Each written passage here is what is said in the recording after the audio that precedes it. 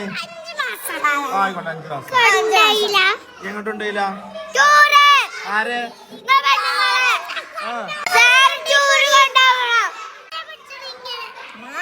എങ്ങനെ?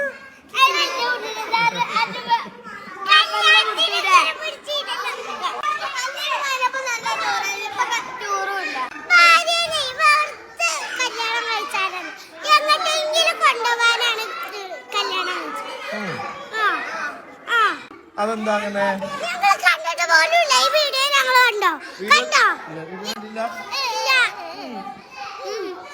ഇപ്പൊ എന്താ ചെയ്യണ്ടേ?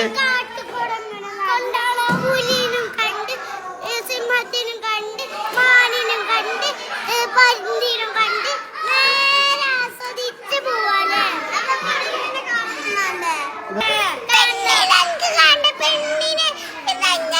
കൊണ്ടേ കൊടു